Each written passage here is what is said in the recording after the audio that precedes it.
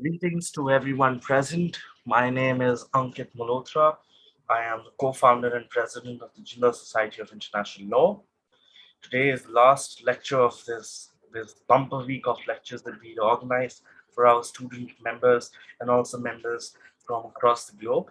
We are in the presence of someone who has enlightened us and written brilliantly on international organizations. Today, he'll talk upon and expand on the understanding of international organizations in COVID-19 and in the age of populism. But before I introduce him and speak further about the topic, let me share a few words about the Center for UN Studies, under which the General Society of International Law is created. The Center for UN Studies aims to develop a learning platform on opportunities and limits of the United Nations by enhancing research and building knowledge on how the United Nations systems work, both in terms of institutional development and in terms of promotion and implementation of various multilateral policies. In my conversations with Professor Kowalski, he has often reminded me the dialogue which took place in 1953 when the first UN Secretary General Trigger Lee welcomed his successor Dag Hammarskjöld to New York, and he said the following, and I quote Lee over here: "Welcome, Dag, to the most impossible job on this earth." End quote. The United Nations has often been criticized and turned into a scapegoat when states have failed to live up to its initial expectations. But let's also remind ourselves what Hammarskjöld famously said as a response to the comments made earlier. He said, and I quote him, "The UN was not created to take us to heaven, but to save us from hell." End quote. The Center for UN Studies engages in projects studying the history and traditions, but also takes a transformative approach to research, teaching, and societal engagement, having in mind the latest dynamic geopolitical and technological shifts. The Jinnah Society of International Law is a student-led initiative under the aegis of the Center for UN Studies and also under the expert guidance of Professor Dr. Weston Pavasky. Founded in 2020, the Society is an initiative which was launched on the 18th day of November 2020 and was inaugurated by the Herbert and Rose Professor of International Law, Jose Enrique Alvarez of New York University, along with the Vice Chancellor, Professor Dr. Siraj Kumar, Faculty Coordinator, Professor Dr. Weston Pavasky, and a very dear friend of the Society, Professor Dr. Mohan Kumar. Our fall lecture series of 2021, Exploring the Ecosystem of International Law, builds upon the introduction given to internationalism and international law by the concluded spring lecture series titled Future of Internationalism and International Law. The fall lecture series endeavors to study the different contours of international law. To assist in the study, the speakers will cover and address their respective areas of expertise based upon the years of research and practice. Given the vast ecosystem and engagement of international law in it, the Society aims to study the fragmentation and fertilization of the various disciplines in this ecosystem. Our speaker today, Professor Ian Johnstone, is a professor of international law at the Fletcher School of Law and Diplomacy at Tufts University. In his position as faculty, he has held senior administrative positions at the school and as dean ad interim from 2018 to 19 and academic dean from 2013 to 15. Prior to joining Fletcher's in the year 2000, Professor Johnstone served in the United Nations Executive Office of the Secretary General and the Department of Peacekeeping Operations. He continues to serve as an occasional consultant to the United Nations. His most recent books include Talking International Law, Legal Argumentation Beyond the Courtroom. He's also written the famous Law and Practice of the United Nations and has played an instrumental role in helping Professor Pavasky in his elective course, Law in the United Nations. Professor Johnstone is also a member of the International Advisory Board for International Peace Institute. He is also a non-resident senior fellow at the Center for International Cooperation, New York University.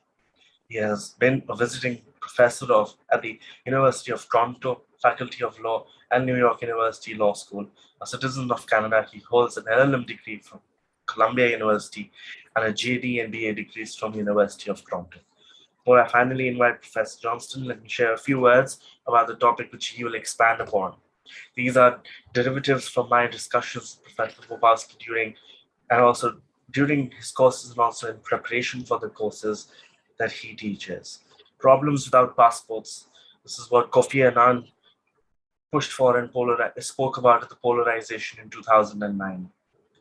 He urged people to deal with these problems by working through international organizations, collaborating on collective long-term solutions, and deferring to experts like the one whom we have today. In other words, the response should be multilateral, far-sighted, and apolitical. The novel coronavirus that has spread throughout the world over the past years seems to fit Anand's definition, a problem without passports. With these words, I invite Professor Johnstone to, to speak on this topic. Professor Johnstone, the floor is now yours.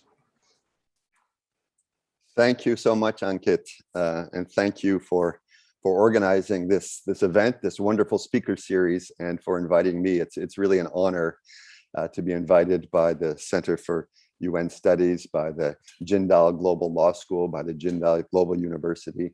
The university I know is vaulted into the top ranks of universities around the world, and the law school is a top law school. I was just glancing at the faculty members, and it's really a who's who of international law. So thank you so much for everything that you've done, and to Dr. Popowski for his leadership of the center and at the school. He's somebody I know well through his work on the United Nations and his many books on Security Council and on peacekeeping and on the responsibility to protect issues that I'm deeply interested in. So this is an honor for me, and I'm delighted to be here and to join with all of you in a discussion. My topic is international organizations in an age of pluralism. And what really got me thinking about this topic is prompted in part by having heard President Biden on numerous occasions say, America is back. Diplomacy is at the center of our foreign policy again. And he said that this return encompasses both repair of alliances like NATO, but also re-engagement in multilateral institutions like the United Nations and like the World Health Organization. And of course, that was music to the ears of multilateralists like me after 4 years of the Trump administration, when we were obviously getting different signals and different messages about the value of multilateralism and international organizations. And it's tempting to think that the Biden administration's return to the head of the diplomatic table will end the crisis of multilateralism, but it won't. The dysfunction in global affairs over the last several years was not due entirely or even mainly to President Trump's perceived withdrawal from global leadership, nor for that matter can it simply be reduced to the rivalry between China and the US or the resurgence of Russia as a thorn in the side of the liberal international order. There are more systemic forces at work.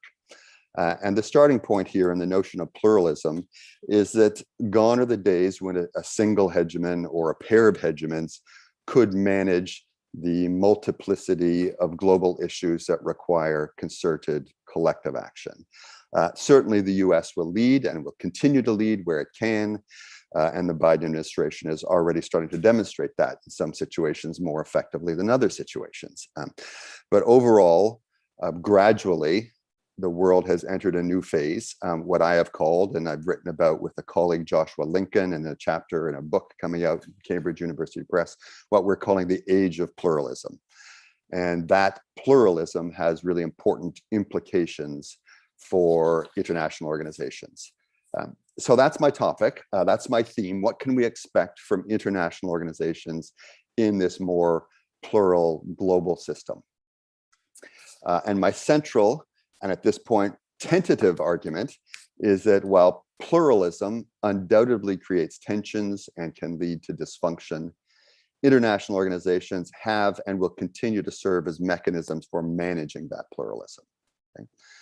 And I'm going to start the talk by describing 5 dimensions or 5 characteristics of pluralism that we're seeing. Okay?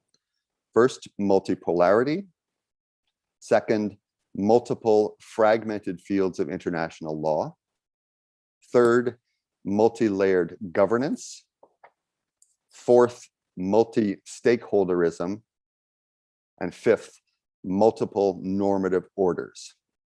And framed that way, with all of that pluralism, it's tempting to think that the global order looks like an unmanageable mess. But in the second part of my talk, I'm going to try to make the case that international organizations can actually help to deal with that mess. And I'm going to do that through a case study of the response to COVID-19. Okay? And I'm fairly confident that I can demonstrate that all 5 dimensions of pluralism are at play in the response to COVID. I'm less confident that I can make the case, or that I can demonstrate that international organizations have been useful in managing that pluralism. But I'll offer some bits of evidence to suggest that, and then perhaps in the discussion afterwards, we can talk about whether those bits of evidence are persuasive. It's possible that I'm wrong, that the pluralistic response to COVID-19 actually demonstrates the dysfunction of international organizations and not their utility. But I don't think I'm wrong, and I certainly hope that I'm not wrong, okay? And in any case, whether I'm right or wrong, I'll conclude the talk with a few suggestions as to how international organizations can better manage pluralism, okay? So whether it's been completely dysfunctional or progress that needs to be built on, I'm going to try to end with some constructive suggestions, all right? So with that introduction, let me describe in some detail these 5 different dimensions of pluralism, okay? And I'll start with multipolarity. That's the first and obvious dimension of pluralism, and the one that's most often spoken about in public discourse and international relations discourse. The US undoubtedly is still the most powerful country in the world in terms of both hard military power and soft economic persuasive power, military and economic power, and soft diplomatic and persuasive power. And it's going to continue to wield outsized influence on the global stage, especially if the party in power, the political party in power in the US, is willing to exercise leadership in international institutions and beyond.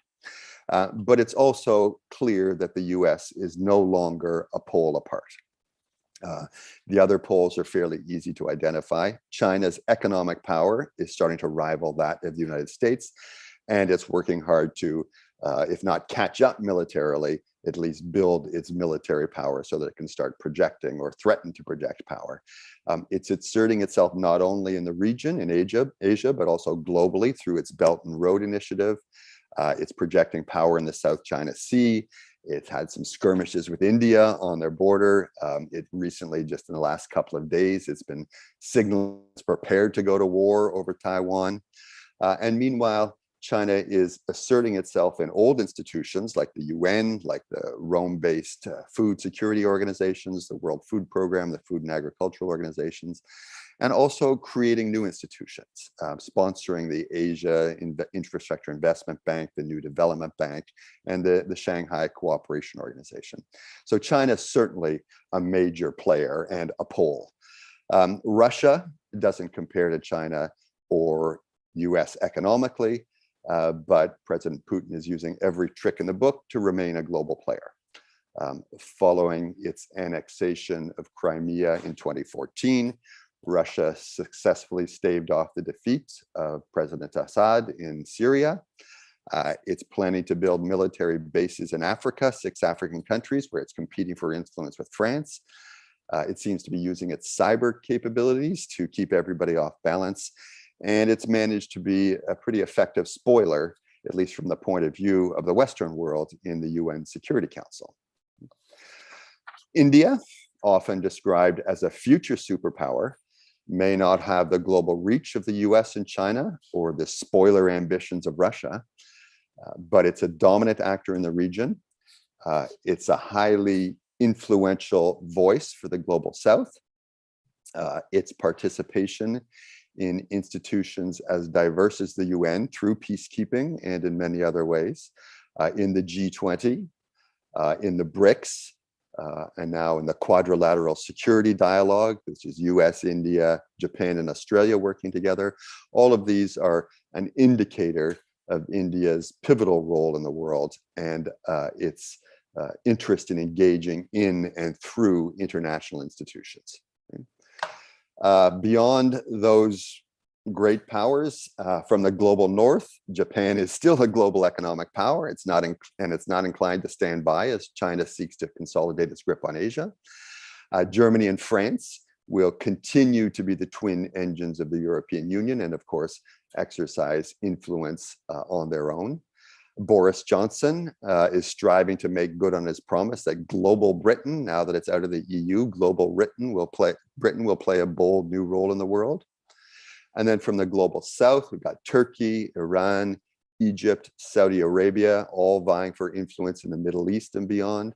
South Africa, Nigeria, Ethiopia, dominant players in sub-Saharan Africa, Argentina, Brazil, Mexico, dominant in Latin America, and almost all of those countries are members of the G20 and therefore wielding global influence through that institution. And then finally, there are many coalitions of small and medium-sized states that are able to play an influential role in particular issue areas. ASEAN, the small island developing states on climate change, et cetera. Okay, so from my point of view, we are living in a multipolar world, and that multipolarity is likely to increase in the years ahead rather than decline. Okay, so that's the first dimension of pluralism, and I think the one that most people can intuitively grasp. The second, more familiar to international lawyers perhaps than to others, is the fragmentation of international law. Okay? International lawyers increasingly worry about conflicts among legal regimes in different issue areas. And there's no overarching mechanism or principle to resolve those conflicts. So for example, I'll come back to this later, but international human rights and health law may conflict with intellectual property law and managing pandemics, and there's no central agency or institution or court that you can go to resolve those sorts of conflicts. And the problem is partly substantive. You've got these different legal regimes and these different substantive areas of law, and it's partly institutional. There's a proliferation of tribunals and quasi-judicial bodies around the world. Many of these tribunals have specialized jurisdiction, but they're continually being confronted with disputes that encompass more than one issue area. So World Trade Organization, trade issues get brought to the WTO, but there are environmental issues associated with those. So now the WTO is asked to opine on environmental law as well as trade law. So, you know, those sorts of challenges that these tribunals are facing. Another kind of fragmentation is captured by the emerging field of what some scholars are calling comparative international law. In almost direct response to Oscar Schachter's notion of an invisible college of international lawyers, some of you may have heard that. Oscar Schachter is an American international lawyer, passed away, but very influential. And he spoke about this invisible college in which lawyers from around the world think and argue and engage in deliberation using a common language, and that language is international law. The Comparative International Law School says there isn't an invisible college of international lawyers. There's a divisible college in which international law is understood and approached differently in different places, in different parts of the world. There's an American version of international law and a European version and a Chinese version, etc. Personally, I question whether there really are fundamentally different approaches to international law as opposed to different interpretations of international law. And I think there's an important difference there. But regardless, what the comparative international law literature does is highlight the fact that the international legal system may be fragmented not only by field, but also by region. From the point of view of legal certainty and the coherence of the international legal system, this fragmentation is problematic. But coherence and certainty are not the only things that matter. They have to be balanced against the reality of that we live in a pluralistic world, and conflicts of law are inevitable in this pluralistic world, and trying to build a single unified hierarchical meta system to do away with all of those conflicts may well be counterproductive. And so it may be better to manage, and I would argue that it is better to try to manage these conflicts through international organizations as opposed to finding ways of resolving them in a tribunal or in some other institutional mechanism. Okay.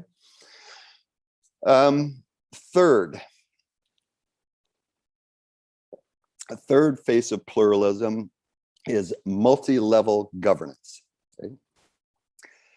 The nation state is still the primary actor in world politics, but increasingly sandwiched between global and regional organizations above and sub-state actors, sub-national actors below. Europe epitomizes this. States are integral, of course, to governance in Europe, but they share authority with the European Union, and then at the global level with the World Trade Organization, with the UN Security Council, and below the level of the nation state with districts and provinces and cities below. Multi-level or multi-layered governance combined with the fragmentation of legal regime creates what some international relations scholars call regime complexes. And they define a regime complex as an array of partially overlapping and non-hierarchical institutions that includes more than one international agreement or authority. The regimes in a complex may converge on how they address a common issue, but sometimes they work at cross purposes. And an illustration of this is regional attempts at trying to construct cybersecurity norms sometimes come into conflicts with efforts at the global level through the UN and other institutions. Okay? So regime complexes often lead to coherence, but sometimes lead to incoherence. And as with the fragmentation literature, some scholars are applauding this kind of pluralism.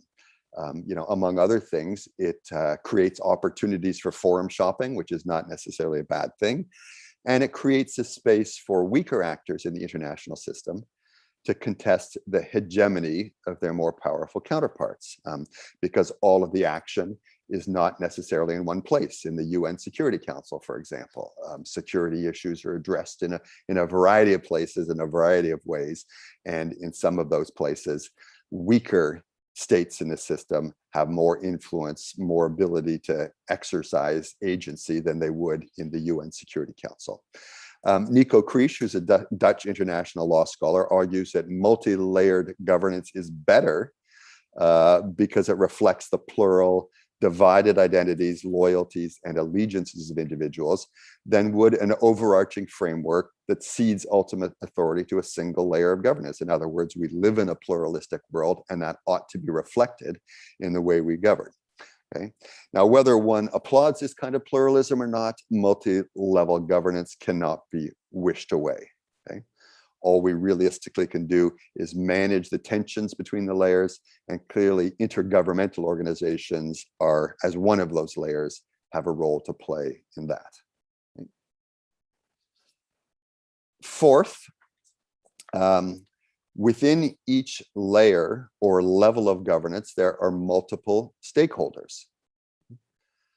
While foreign and international relations, while foreign and defense ministries continue to be central, heads of international organizations, national and international technocrats, civil society organizations, business associations, philanthropists, academics, transnational networks, they also play a role. A perceived advantage of this multi-stakeholder governance with these multiple actors involved is it brings more expertise, different kinds of expertise, and more diverse perspectives to the table. Okay? These public-private partnerships, as they're sometimes called, benefit from the strength of weak ties. The idea there is the fact that these stakeholders are not all natural bedfellows. They don't have long-standing relationships. What that means is alternative points of view and alternative problem-solving techniques are brought to bear on a public policy challenge.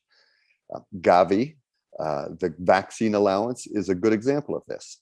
Okay? The governing board of Gavi is composed of representatives from 10 governments, 3 international organizations, 2 pharmaceutical companies, 1 health institute, 1 civil society organization, the Gates Foundation, hugely influential in Gavi, and 9 individual experts. Okay, so multi-stakeholder governance embodied in the governing board of this international institution. Now, that's not to say that multi-stakeholderism is an unallied good, of course. While the participation of NGOs, for example, can bring more voices into international decision-making, large, well-funded NGOs from the global north tend to have greater capacity to participate, much greater influence than those from the global south. And so opening up international organizations to NGO participation doesn't necessarily enhance diversity or legitimacy. And then if you start adding corporations, for-profit entities to the equation, that raises even more difficult questions about legitimacy. Okay. And then finally, the 5th dimension of pluralism are the multiplicity of normative orders. What do I mean by a normative order? Well, international law is one. It's one species of a normative order. Religion is another. Morality is a third. Traditional customs may be a fourth, et cetera, okay? And these normative orders stem from a multitude of sources, some of which are more easily identified than others. The Bible, the Quran are evident sources of religious orders, harder to pinpoint or agree on what the sources of morality are, obviously, or of a social norm even. And yet, just because these norms can't be defined with precision doesn't mean they don't have an impact on the behavior of states and on the behavior of individuals, including in international organizations. International law certainly does, although some international lawyers, wish it had a greater impact on behavior in and by international organizations. But in addition to international law, there's the internal law of the organization. That's a different kind of normative order. For example, rules about the independence of international civil servants. Professional codes of conduct may come into play, so ethical obligations of lawyers working in the organizations. There are certain institutional practices that sometimes crystallize as institutional norms.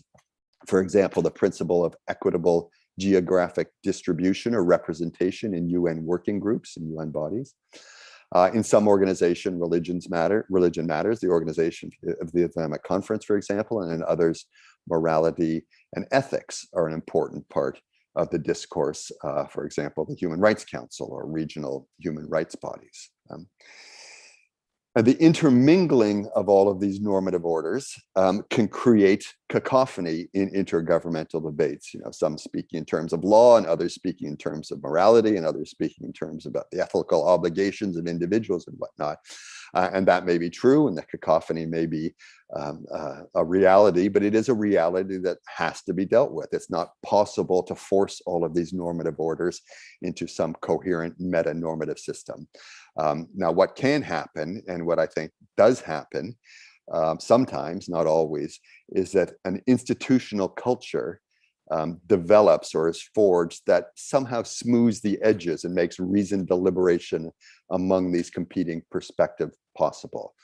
So it means that, you know, moral discourse doesn't get ruled out of bounds, but rather gets brought into the discourse in intergovernmental organizations alongside other discourse and other normative orders. Okay, so that's sort of an introduction to these 5 dimensions of pluralism, fairly abstract. I want to sort of bring it down to earth a little bit by looking at the response to COVID-19 and, you know, how that response reflects, at least, that all of these dimensions of pluralism are really at play, and then try to suggest that international organizations can be useful mechanisms for managing that pluralism, as opposed to simply a place where the pluralism creates division and dysfunction. Okay, so let me start with multipolarity.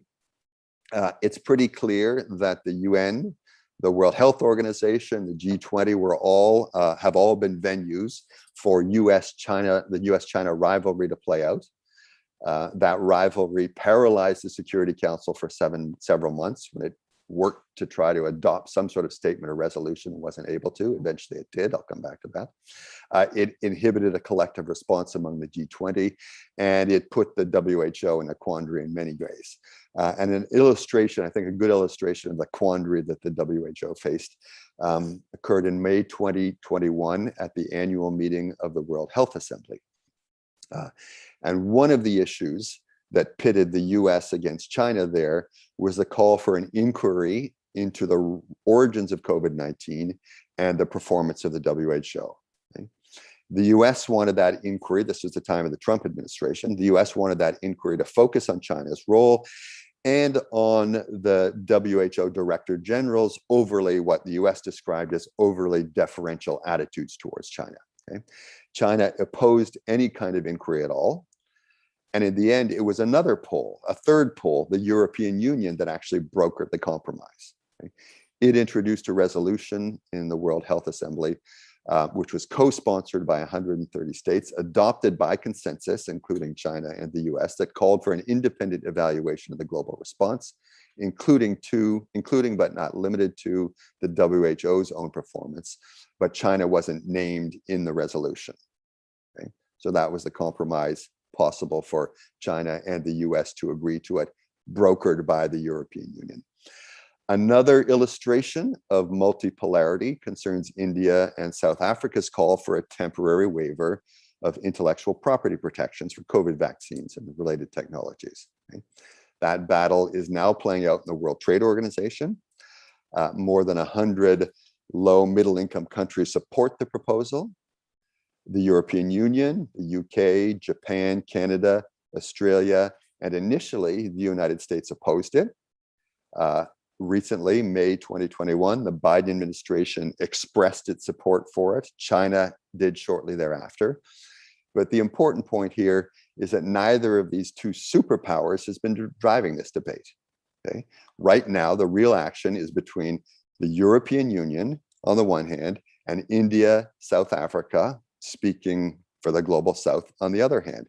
They're the ones who are making proposals. They're the ones who are making counter proposals. They're the ones who are pushing this issue towards a resolution. China and the United States are obviously critical players in this, but not the only poles that matter. Okay? Second dimension of pluralism, the fragmentation of international law. The intersection and perhaps fragmentation of there's an intersection of multiple fields of law that relates to pandemics, okay? Infectious disease related law. The international health regulations are the centerpiece of that. That's the centerpiece of pandemic law, if such a thing exists.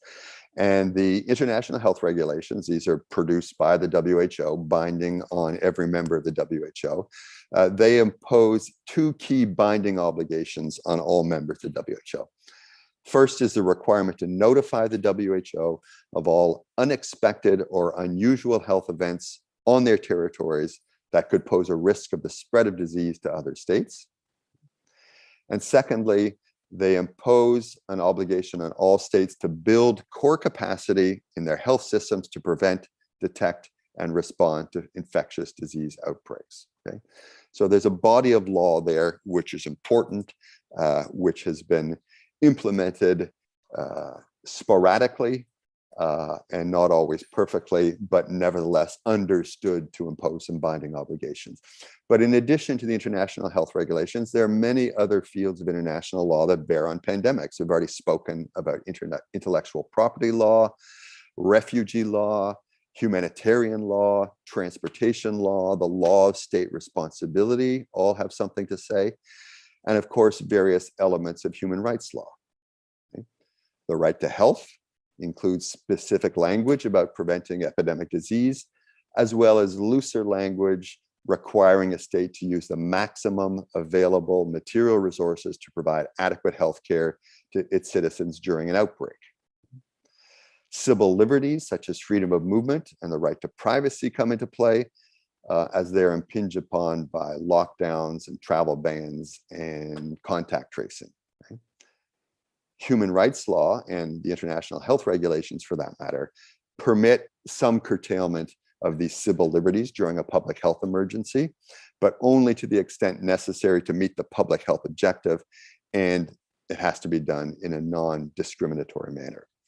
And the response to COVID-19 in both democratic and non-democratic countries has generated a fear that the emergency powers that are being invoked, not always for public health reasons, perhaps for ulterior motives, and they won't necessarily be relinquished once the emergency is over.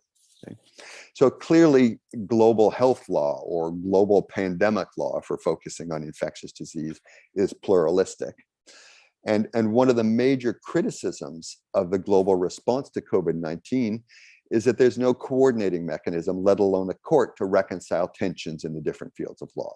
Okay? The negotiation of a pandemic treaty, which is going to begin next month, this was agreed upon in the World Health Assembly, may bring some coherence to all of that, but it will take time. And until then, or if the negotiations don't succeed, the most we can really expect is management of this legal pluralism, and perhaps through some sort of coordinating council, as various scholars and independent groups have proposed. Okay. Third, the third kind of pluralism, remember, is about the various layers of governmental authority that characterize the contemporary global order: nation states in the middle, global regional organizations above, subnational actors below. In the realm of global health, the main global institutions are the WHO, the World Bank, the International Monetary Fund is starting to play an important role, the World Trade Organization to an extent, the UN Human Rights Council, and interestingly enough, the UN Security Council is a player, although somewhat reluctantly. It's dealt with a number of health crises in the past. It held meetings on HIV/AIDS in the 2000s over the objections of China, by the way. It declared the Ebola outbreak in West Africa in 2014 to be a threat to international peace and security. And it actually authorized peacekeeping missions to help to address that threat. Did the same with the Democratic Republic of the Congo when there was an Ebola outbreak there a couple of years ago. And belatedly, it has acted on COVID-19, or at least acted to the extent that it adopted a couple of resolutions. And those resolutions support the call for a humanitarian pause, a global ceasefire that the Secretary General had originally introduced. They demand safe and unhindered access, humanitarian access to people in need and whatnot. So the Security Council has jumped into the mix. That's at the global level, and obviously other global institutions as well.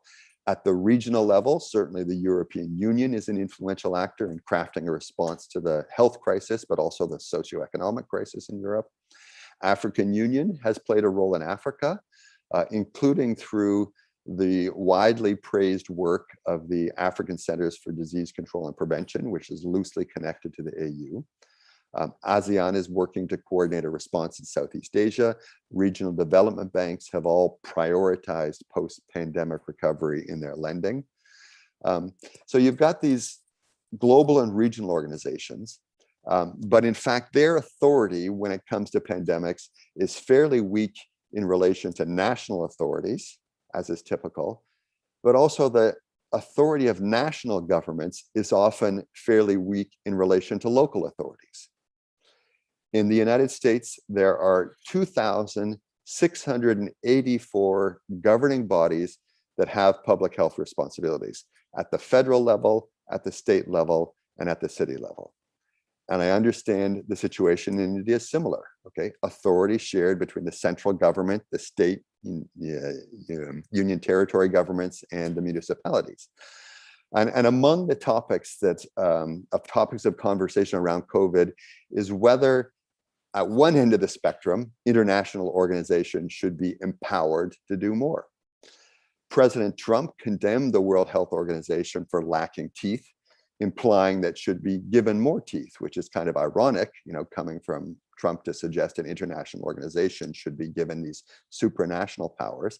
But that sort of prompted others to jump into the discussion. The Australian Prime Minister proposed that the WHO be given the power to deploy investigators, somewhat similar to the way Security Council authorized the deployment inspectors to Iraq looking for weapons of mass destruction. So in a sense, empowering the WHO to demand that countries admit investigators when there's suspicion, allegations of an infectious disease outbreak. Okay? At the other end of the spectrum, there are fights in the US, as everybody knows, between city mayors, state governors, and the federal government on who gets to decide on things like mask and vaccine mandates. Some cities want to do things that their governors object to, and the governors want to do things that the federal government recommends against. Now, these fights at the domestic level are never going to be settled in an international organization, but they are being influenced and sort of indirectly addressed by what's going on in intergovernmental organizations. So, for example, when the World Health Organization makes recommendations on steps that every government, every state ought to take to bring COVID under control, implementation of those steps often requires action not only at the national level, but also the district level and the city level. So you've got a recommendation, non-binding, but arguably influential, coming from an intergovernmental organization that requires implementation, which could influence debates and discussions domestically about whether something should be taken. Mayors saying one thing, governors saying something else, and the federal government saying a third thing, all in relation to recommendations coming out of the WHO. Okay. Now, where are we? Multi-stakeholderism. We know many actors are involved in preventing, responding to COVID-19, elected politicians at every level, the ministries and health institutes that manage the response, all the civil servants who support them. At the international level, you've got the diplomats in international organizations, you've got the secretariats and the health professionals who manage the day-to-day work. NGOs are significant actors, implementing partners, advocates, large philanthropies like the Gates Foundation, pharmaceutical companies, medical equipment manufacturers, other health industry representatives. They all have a seat at the table, figuratively, if not literally. And as I said, in Gavi, they literally have a seat at the table, as well as some other public-private partnerships. Deliberations in international organizations about many aspects of the COVID response has involved all of these stakeholders. So, for example, the ACT Accelerator program, which is the program that focuses on access to vaccines, that was launched by a group of global health organizations, the WHO, Gavi included, working with private sector partners and with NGOs. Okay? And they launched the initiative alone in April 2020. It was quickly joined by the International Federation of the Red Cross, Red Crescent, the International Federation of Pharmaceutical Manufacturers, and there was an online pledging conference in which a good number of countries jumped into the mix, pledging support, including the European Union, the UK, Norway, Saudi Arabia, etc., and the Gates Foundation as well. Okay, and to my mind, this is multi-stakeholderism at its best. International organizations are still very much in the picture, but working with other actors to leverage the comparative strengths and resources that they all have. Okay. And then normative orders. How does that play out in the context of COVID response? International law, obviously, is one of the normative orders that informs the response to and informs global health governance generally. But social distancing, and the sense of collective responsibility that goes along with that, that's a social norm, respected to varying degrees. Beyond the broad legal injunction implied in the right to health, helping the most vulnerable at home and in other countries is a question of morality as well as self-interest. Religious norms have been impacted. In Senegal, that's a 95% Muslim population, was told not to go to mosques on Fridays and to pray at home. In the US, restrictions on public gatherings prompted church services in parking lots.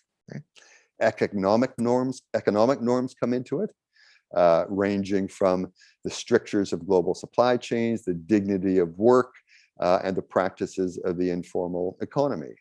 All part of the response here. And then organizations, international organizations, have cultural norms that have an impact on how they function. The World Health Organization Secretariat is acculturated to think of itself as a technical, non-political body, and technical, non-political bodies don't get in the business of naming and shaming states. So calling out China for its failure to notify the WHO in a timely manner, calling out the US for its initially shambolic response to the pandemic, not in the culture of the organization. Maybe it should be, but there's a cultural and institutional norm there that certainly had an impact. A good illustration, I think, of how these multiple normative orders intersect in a constructive or positive way is a discussion around whether to consider the vaccine a global public good. That term, the term global public good, is contested in common usage, and the way it's being used by NGO activists and officials in international organizations is basically goods that should be made available to all those in need. Okay? It has its roots in economics, and it had a very specific meaning in economics given by Paul Samuelson, but that meaning has sort of been transcended by this more common meaning. And the idea has sort of these economic roots, but it also has legal, political, social, and moral connotations. And it's become a rallying cry in many international organizations who see it as their responsibility to provide these global public goods, including to provide or to ensure the provision of a vaccine to everyone who needs it around the world. Okay?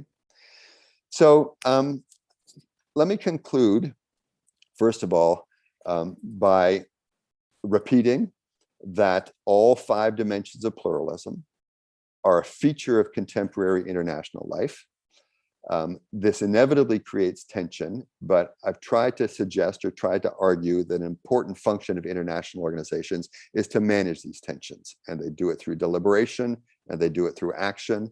Typically, what they're trying to do, or what states or other actors are trying to do in the organizations, is to forge agreement on a course of action. But even when that fails, even when it's impossible to reach agreement, meaningful, inclusive deliberation in the organization can make it easier to live with disagreement. Okay? The idea is that you at least signal that the interests and the perspectives of all stakeholders have been considered, have been taken into account, even if ultimately you can't reach agreement or a decision is reached which you don't agree with. Okay? Couple of quickly, let me just spend less than 5 minutes, 3 minutes, concluding with 3 suggestions on how to make international organizations more effective instruments and venues for managing pluralism. Okay. Professor, you can take 10 minutes. We'll be finishing on the dot then. So 10 minutes, okay. So I won't rush through these. I may not need 10 minutes, but that'll enable me to sort of work my way through these slowly, because I'm also interested in hearing what the response is to some of these ideas. All right, the first suggestion: don't always wait for the hegemons to lead. Okay, we're past the moment when we can turn to the US or turn to some other major actor to assume leadership on every global issue. States of all sizes have the capacity to drive the agenda, not on every issue, but on particular issues, especially if they find partners quickly and they're able to identify and engage in the right forum at the right level of governance. Okay? And that requires a kind of dexterity on the part of states and a proactivity on the part of all states, and not just the great powers, to navigate some pretty messy multilateral waters and to sort of initiate, venture into processes that don't really have clear boundaries and don't follow traditional leadership structures. So it requires a certain kind of innovation and creativity in diplomacy that we haven't historically seen out of the sort of more highly politicized bureaucratic approaches in some intergovernmental organization. And that advice, don't always wait for the hegemon to lead, also applies to the secretariats of international organizations and to non-state actors. Okay? Look to other actors, states and non-state, that are willing and able to make common cause in support of global public policy goals. And then, if appropriate, use the international organizations as places for those state and non-state actors to coalesce. Okay? So that's suggestion number one. Suggestion number two, embrace greater adhocracy. Okay? The term adhocracy was originally coined, I think, by Warren Bennis in 1968, but it was Henry Mintzberg, a Canadian academic, a business academic, who popularized the idea, popularized the term. And he described adhocracy as one of 5 organizational forms that permeate the private and public sectors. Okay? The main characteristics of an adhocracy are decentralization, flexibility, and collaboration among networks. Okay, it's sort of the opposite of a hierarchical, rigid, bureaucratic structure.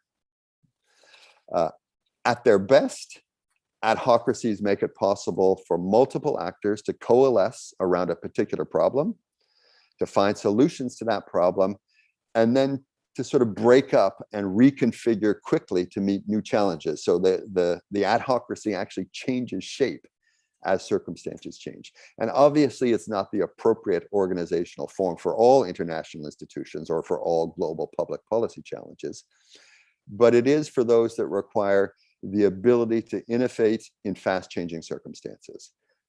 Things that I've done some research on, peacekeeping comes to mind, responses to humanitarian emergencies, responses to health emergencies, maybe managing cybersecurity where the technology often gets ahead of our ability to think about it and address it. So an institutional form that I think has got to be much more fluid and dynamic than some of the ways in which we've seen existing international organizations operate. And then finally, the third suggestion, balance expertise with inclusiveness, with political inclusiveness. As COVID-19 has taught, the expertise of scientists and medical professionals is critically important, and they have to be involved in public policy decision-making, including at the global level. But managing global health or climate change or many other global public policy challenges can't be left to the subject matter experts alone. Okay? These challenges go to the heart of the political, economic, social life of a country or of a society. Fundamental values are at stake, and political choices have to be made. Okay? And so for the trick for international organizations is to figure out how to strike the right balance between technical expertise, technocratic expertise, and democratic inclusiveness. And obviously there's no single formula, but when thinking about the reform of international organizations, that principle, the idea of finding the right balance, ought to be an overarching goal. Okay, so those are just 3 tentative suggestions in response to what I see as the phenomenon of pluralism and the potential of international organizations to manage pluralism across all 5 of those dimensions. With that, Ankit, I'm happy to open the discussion up. I'd be delighted to hear comments as well as to try to answer any questions that you may have. Thank you so much, sir. It was a very wise words and very thought-provoking indeed as well. I'll share 2 comments, and in the interim, I'd request whoever wants to share their questions or make comments, please do so. We'll also accept live questions and live comments as well. So please raise your hand and I will acknowledge you for the same. I'll make 2 quick comments based on reflections.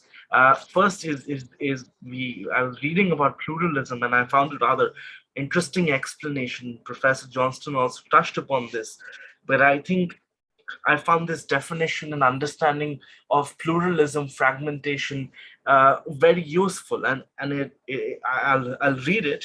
It says that although pluralism and unity are just polemic, they should not be paired with the opposition of fragmentation and coherence. Coherence does not mean unity, and this is precisely why it is used in a context of plurality of consisting legal order. Moreover, unity refers to a legal state or reality rather than existing legal orders. Therefore, coherence seems to be a more open concept for our purposes. This is in context of the European Union and international law, and how both of these participate in an intercourse and come out as an offspring of practice. The author further contends that he's in favor of pluralism over fragmentation, as the latter conveys the idea of a whole that has been broken into fragments, or of fragments that could be put together again to create a whole. And I find this extremely thought-provoking and Mhm. enlightening.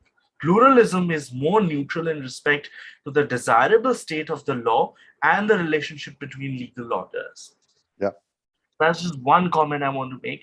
The other is more recent. I was asked by Professor Popowski to prepare a presentation for his course on international law and pandemics. So I focused on the WHO. And we recently had Professor Jan Klavers, who's also, like Professor Johnstone, writing very formidably on international organizations and the administrative part in that. He, in fact, spoke for us as well. So I prepared a presentation which I'll share briefly, and this puts what Professor Johnston was speaking into pictorial representation. What you see on the screen now is the representation of the biggest donors. What you see over here, and my purpose for sharing this is to highlight not only who gives the most, but also the discrepancy in the top donor and the second donor. The third donor and its future is really up in the air. Perhaps Professor can share more about that.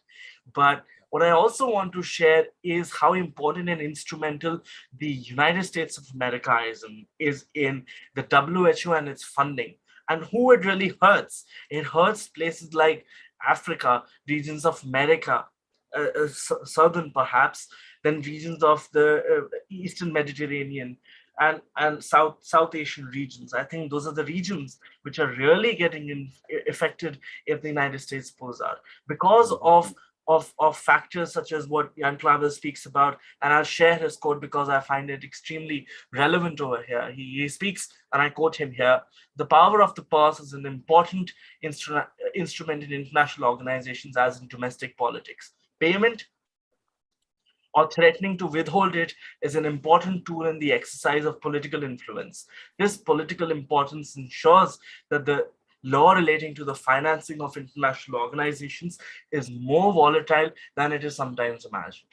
Thus, they create an imbalance in funding among pragmatic areas and the situation which is unpredictable and unsustainable." So that's my Mhm. first comment, and I'll ask Professor to explain or stress upon this further in the face of multilateralism and juxtapose his arguments in favor of what Professor Clavers calls this gentleman as a stable genius. My Mhm. second comment is what is also being imagined, and this is by the Secretary General on a pandemic treaty. So can the pandemic treaty perhaps be the answer or some sort of answer to the current status quo? And I'll reserve my comments there, and I request Professor to share his comments. In the interim, I'd encourage others to please kindly share their perspectives and questions. Thank you. Thank you, Ankit, for those really interesting observations. And let me comment on them, a few of them. First of all, I like talking about the definition. I like the idea that both pluralism and coherence are better terms and more appropriate goals than fragmentation or unity. I think that makes a lot of sense. The one issue I'd want to spend a little time wrapping my mind around is I think you were suggesting, or the definition was suggesting, that pluralism is consistent with coherence. In other words, you can have a coherent and yet also pluralistic global order. And that's an interesting proposition. It certainly sounds nice.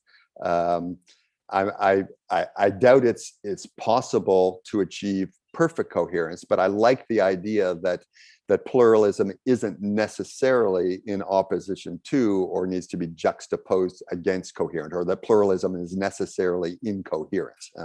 So I like that. And by the way, you mentioned Jan Klabbers. Jan Klabbers is a co-author of a book on normative orders. So my comments about plural normative orders comes in large part from Jan Klabbers and this other work, which I thought was really interesting. On WHO funding, yeah, you put up a slide there in which you had the figures for 2018, 2019. In fact, in the middle of COVID, Germany jumped to #1 because the US had withdrawn support. Actually, before that, the US was #1, and then the Gates Foundation was #2, and then it went down from there. During COVID, Germany jumped to #1, Gates remained #2, and the US slipped down the ranks. Now, I suspect, I'm sure that the US is going to restore funding if it hasn't already done so. So I'm not sure if you look at the table today, what it would look like. But my guess is Germany, the US will go back to being #1, both in assessed contributions and voluntary contributions. That sort of what Jan Klabbers was saying about the power of the purse. Yes, obviously critically important. Obviously, interesting then that the Gates Foundation is one of the principal funders of the WHO, which means the Gates Foundation has considerable power and influence over global health policy and what the WHO does. And if I'm not mistaken, Bill Gates at one point himself said he's a little uncomfortable with the extent of power it's able to wield through its resources, because these are global public policy issues and they really ought to be decided through global public policy mechanisms that aren't necessarily dominated by private sources of funding. But the other thing is, if we are heading into a more pluralistic, multipolar world, then presumably US contributions are going to decline in proportion to its relative decline, or perhaps better way of putting it is the relative growth of other countries in economic power, because in most organizations, funding depends on capacity to pay, assessed contributions depend on capacity to pay, and they're being adjusted constantly in proportion to differences in economic power. So China will continue to fund more and more to more organizations as the years go by, and that will give it, if Jan Klabbers is right, and I think he is, the power associated with the purse. But it's also an argument, if you're American, not to sort of continue to push for reductions in contributions to international institutions, because all the US really succeeds in doing is diminishing its ability to influence those institutions. And then the difference between voluntary and assessed contributions is very important here, because assessed contributions go towards the agreed upon program of the organization, whereas voluntary contributions often are earmarked for the particular projects favored by the donors. And voluntary contributions are a fact of international life, and I don't think we'd ever want to do away with them. But the extent to which voluntary contributions are starting to exceed assessed contributions in many international organizations, in most perhaps, I'm sorry to cut you off. Can you just give a brief explanation on assessed and voluntary, because I'm not sure everybody would be familiar with those. Sure. Assessed contributions are contributions that the member states of the international organization agree shall be paid on typically a biannual basis, according to a scale of assessments that they work out, largely in relation to capacity to pay.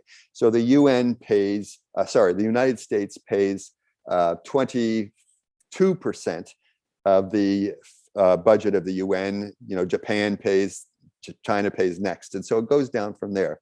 And those are sort of binding, obligatory contributions agreed to every couple of years by the member states. Voluntary contributions are contributions that states or non-state actors can give over and above their assessed contributions to particular projects.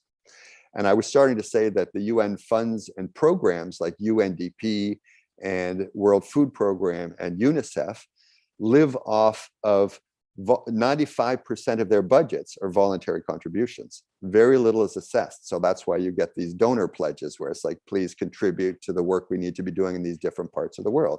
And the big donors typically are from the West, the EU, the United States, Japan, obviously, Canada, and others. And they, in a sense, are using their ability to fund these institutions in order to drive the agenda of the institutions, okay?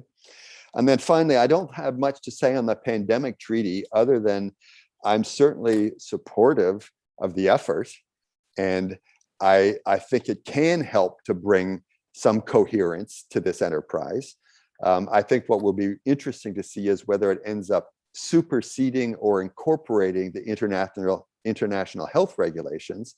And if in so doing, it effectively empowers the World Health Organization. I think that's going to be one of the cutting edge issues, is the World Health Organization going to be given powers that it doesn't already have through this pandemic treaty. And my guess is that will be a pretty sharp fault line of debate. Okay, there's a question in the chat box, but I think this will be, Navya, can you ask a question? Please introduce yourself as well. And please proceed with your question. Navya? Wait, I have to grant access.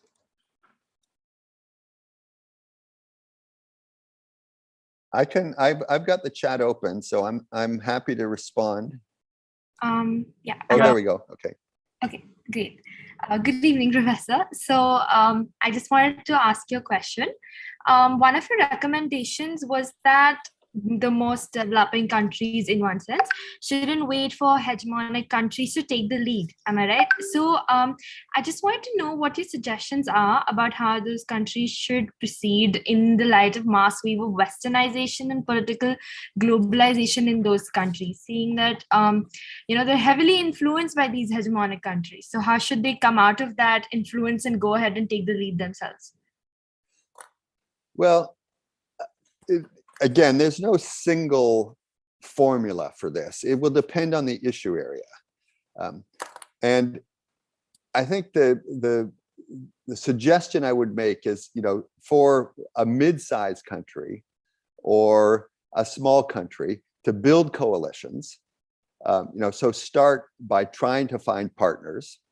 And if the issue area could benefit from the involvement of non-state actors, then include those non-state actors in these partnerships, whether it's civil society organizations and NGOs that are going to function as advocates or as partners in trying to implement whatever the program may be, or even the private sector if they're a potential source of expertise and financial contribution. So I think building coalitions is probably the wisest approach here.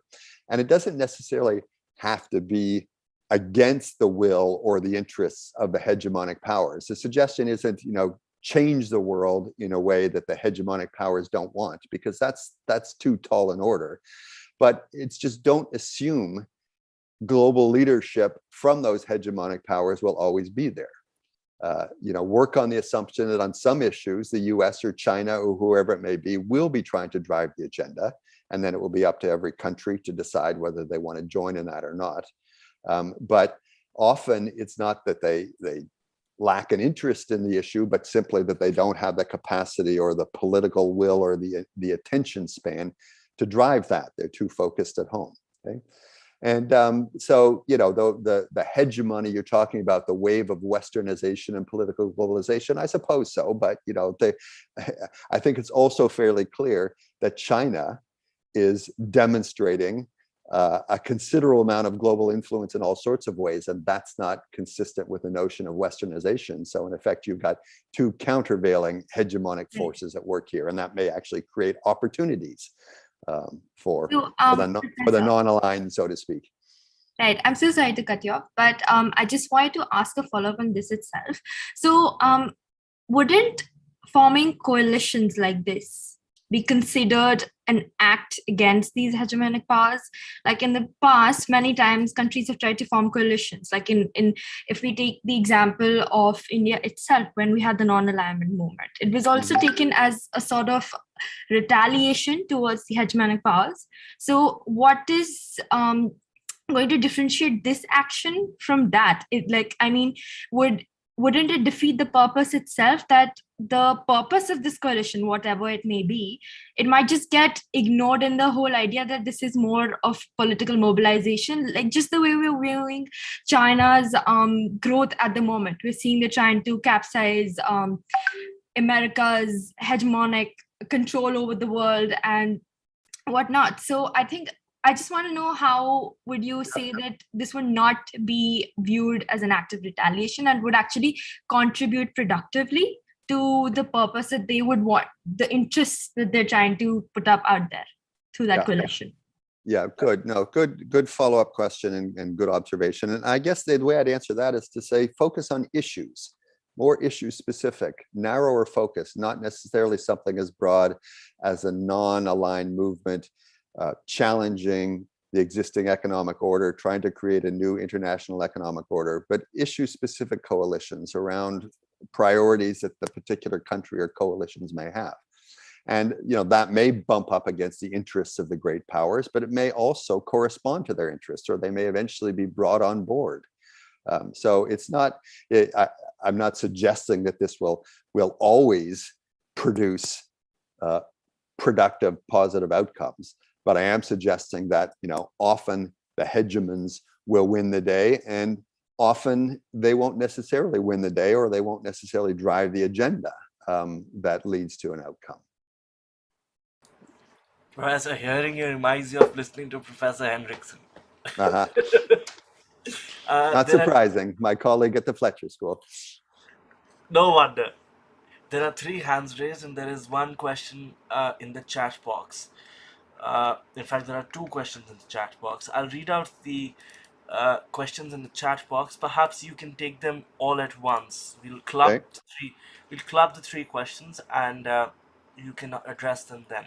So this is by Jyot Shikhar. He asks, Professor, in a pluralist recognition of world order, where do we see concepts of political legitimacy among regional organizations and state actors, along with interactions with international organizations?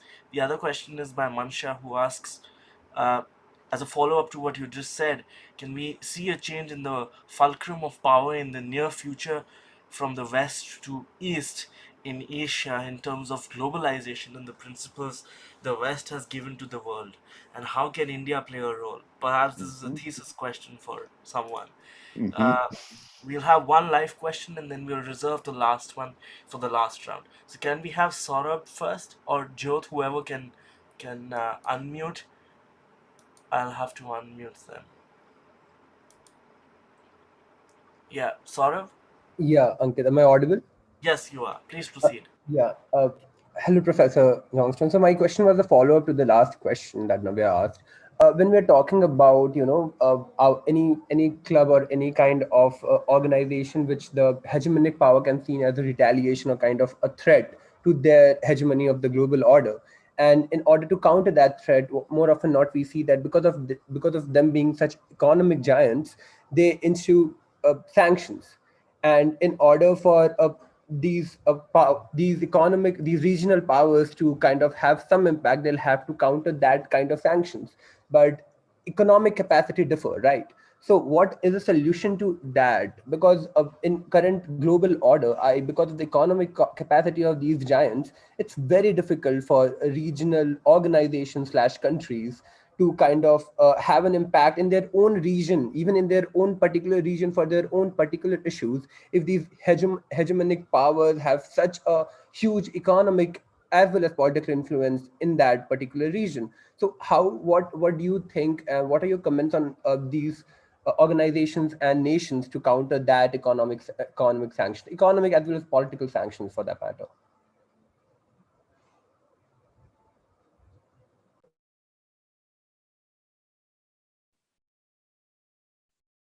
Ankit, should I respond, or is there Please, another please. question? There's another hand raised, so you can take it now or in the last round. It's up, your call. Let me work with these 3. There's already a lot here. All right. The first question concerning political legitimacy. Really interesting question. the way I think about political legitimacy is as a subjective sociological phenomenon, meaning that legitimacy should be understood as the perception of those who are subject to authority that the authority has the right to exercise it. In other words, legitimacy is in the eye of the beholder, but the beholder, the important beholders, are those who are subject to the authority that's being questioned or the authority that's being exercised. So the legitimacy of a government depends on or is measured by the extent to which the citizens of that country believe the government has the authority, the right to exercise authority. And that belief or that perception may derive from elections. It could be that, elected governments have legitimacy simply because they're elected. But in some countries, in some places, it's not simply elections. It may be it may be traditional leaders who have legitimacy because historically, traditional leaders have legitimacy or have the right to exercise authority. So I guess the way that the notion of pluralism fits here is that pluralism kind of acknowledges this subjective conception of legitimacy, as opposed to imagining that there's a standard objective set of criteria, a legitimate authority or a legitimate government or a legitimate political entity has to have these qualities or has to come into power in these ways. This opens the possibility up to different understandings of legitimacy, and those may well vary across the world. And the notion of pluralism, is in a sense consistent with a more, I guess, inclusive understanding of what constitutes legitimacy. And therefore, a regional organization, you asked about regional organizations or states, in one part of the world, a regional organization may derive its legitimacy through mechanisms or in ways that are different from other regional organizations. I don't see that necessarily as problematic. In fact, in some ways, it's a positive thing, acknowledging that kind of pluralism. Okay? The shift in the fulcrum of power from the west to the east. Do I see that? Well, this is more a question, I guess, for international relations, geopolitical, strategic thinker, as opposed to an international lawyer who's trying to understand international organizations. But I can certainly observe a shift within the United Nations, not a sort of clear shift from west to east, but a relative increase in power in some China, certainly, but also countries in the East. India, to the extent that India wants to exercise its power. India is sort of a little more reluctant. I'm reluctant to use the word hegemon here, but let's use it. A more reluctant hegemon in international institutions than some other great powers. But I'm observing this shift. I don't think, however, it's a sort of shift from one pole to another pole. I think it's, again, more multipolar in the sense that, there are other actors that are also increasingly influential in international institutions in relation to the sort of Western powers that have traditionally dominated. But that's not to say that the shift is dramatic or that, the US has ceded leadership or influence to China across the board. It's a relative shift, and I think it'll be interesting to watch the extent to which the European Union is able to exercise collective influence through global institutions. Now that the UK, with Brexit, now that the UK is out, is this going to create the opportunity for a more cohesive common foreign security policy in the European Union? Or will we see a weaker European Union and a sort of fragmentation of the European Union, which would presumably undermine its ability to exercise influence in institutions like the UN? So again, more multipolar than a shift from one pole to another pole. Samab's question about the economic power that hegemons can exercise through sanctions, or also just through cutting off of aid or other ways of or actually not just cutting off of aid, but also providing aid and using that kind of economic power to influence what these coalitions of states may do. Yeah, there's certainly there's no magic formula in how to respond to that, except I suppose that the broader the coalition and the more influential the members of the coalition, the easier it is to resist some of that economic pressure. And again, in a sort of multipolar, more pluralistic world, it's not so easy for one hegemon or one sort of pole to dominate through economic coercion, because there are other economic powers that can counter that domination. So here the rivalry, the geopolitical rivalry, may make it more difficult to wield that influence, because if a country becomes subject to sanctions from one part of the world, it simply turns to another part of the world. Iran doesn't seem to feel it's under a huge amount of pressure to jump back into the JCPOA on its nuclear program in order to get the US to lift its sanctions, because Iran has established closer economic relationships with Russia and with China and with others. So, this pluralism creates opportunities for resistance that weren't there before. Now, this may be problematic in all sorts of ways. So I'm not suggesting it's always a good thing. I see all sorts of problems with this, including I will be deeply disappointed and concerned if there isn't a return to the JCPOA on Iran's nuclear program. So I don't like the fact that it seems able to get out from under the economic pressure, but that just suggests that the solution here has to be diplomatic. Well, just a brief comment on that. I was hearing Neil Ferguson of Stanford University speak, and he said that China's foreign policy can be really classified as on how to lose friends one-on-one. And he said that who really friends of China? Venezuela, uh, Russia, but then he added a caveat on respect to Russia, which is that if the United States and China go to war, Russia is not going to be involved in it. I mean, it's just going to sit in the corner, and you'll see Putin give those smirky, wintry smiles, which he's so famous for. So, and in China, the policy is really bilateralism, not really multilateralism. They prefer to deal on a state-to-state basis, even with ASEAN, and it works to some extent at least. I'll let.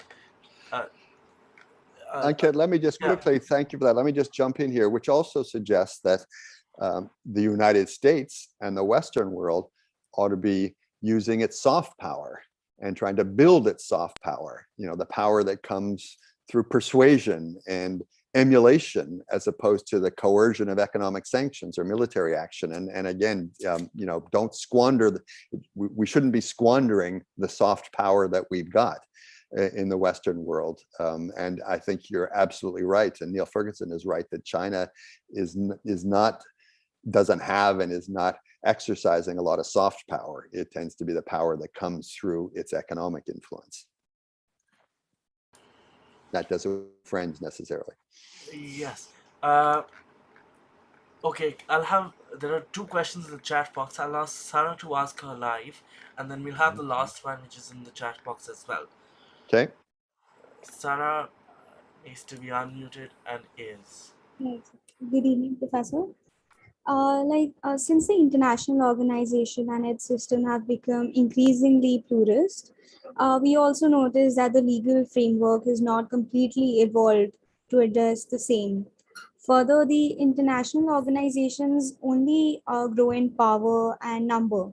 Therefore, according to you, is the inability of the legal framework to address these factors a concerning limitation of the international system, in your opinion, sir? Okay.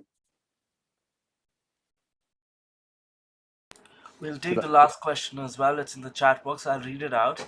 This is Virata who asks, would you consider the current conflict with the Brexit agreement about trade with North Ireland and the possibility of a larger EU-UK conflict contributing to undermine the European Union's role in international policies, and how this is really affecting the current shortage of international coal as well, which is affecting India as well.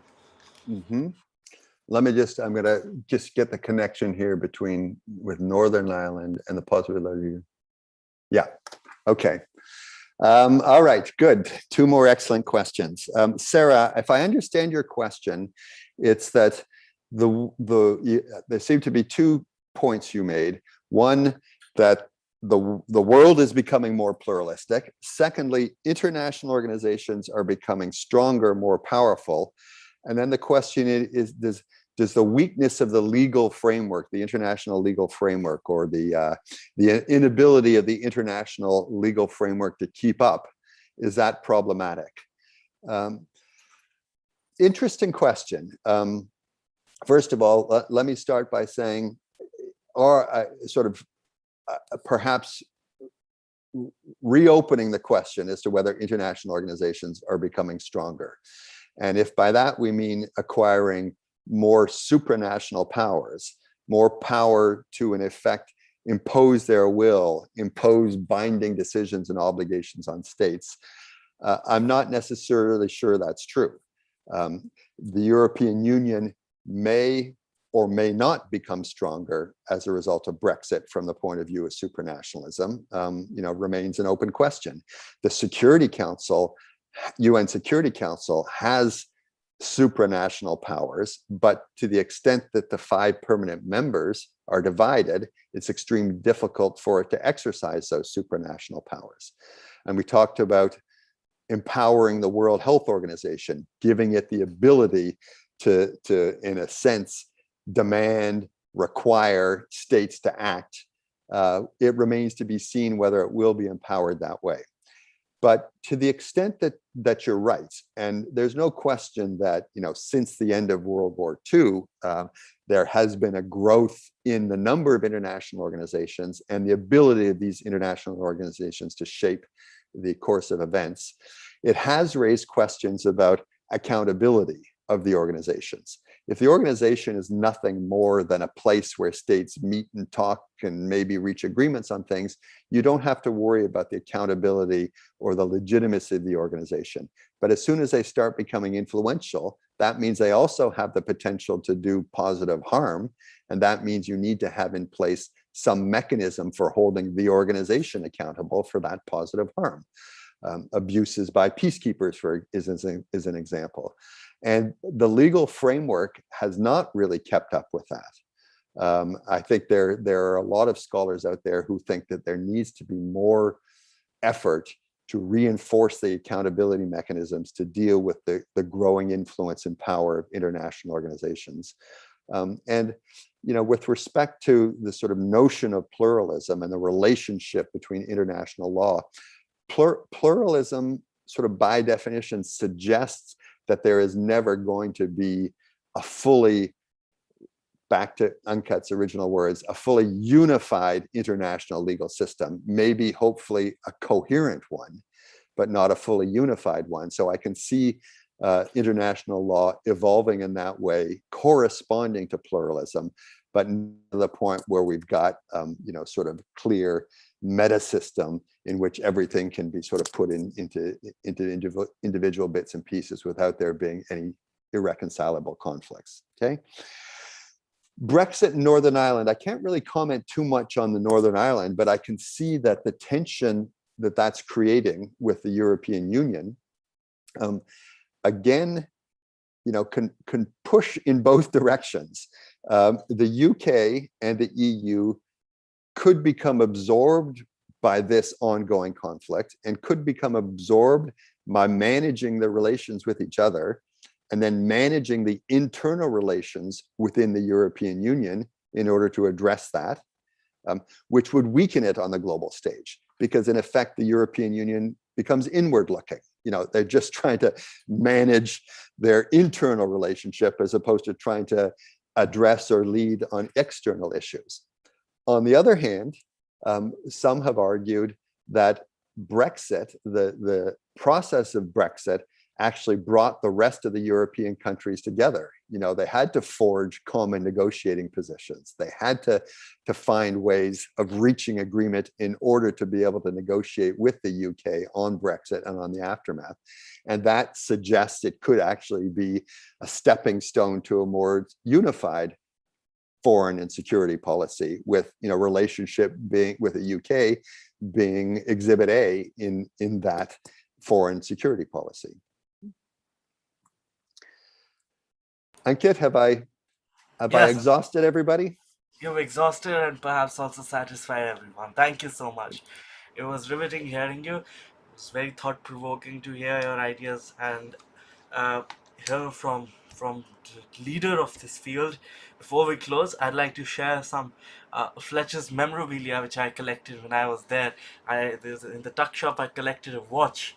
It bears the Beautiful. insignia of Fletcher. It's not visible on this, but it's very close to me, and I look back on my time with great fervor and interest, and I wish to be back at Harvard Square and also in the Tufts campus and spend many hours as I did in the library in the Fletcher's campus. Professor, thank you so much. It was wonderful hearing from you. I give the floor back to you for final words, and then we can close. Thank you so much, Ankit, and thank you for being the bridge between, one of the bridges, I should say, between Fletcher and the Jindal School. We have a close relationship with Jindal, including some faculty members at Jindal or Fletcher graduates, and I hope the relationship becomes closer and closer, and I hope you'll continue to be that bridge. And thank you all for those excellent questions. Really thoughtful group, and it encourages me to hear the sort of level of engagement and serious reflection on these questions, and it makes me excited about continuing this relationship with Jindal and with all of you. So thank you so much. Thank you so much, sir. Thank you so much, and thank you to the participants as well who've turned out on a Friday evening, on a rather special festive Friday evening. We're so grateful on behalf of the society and Professor Popowski and the university. I thank Professor Johnston as well for taking out time for us. Thank you, everyone, and good evening.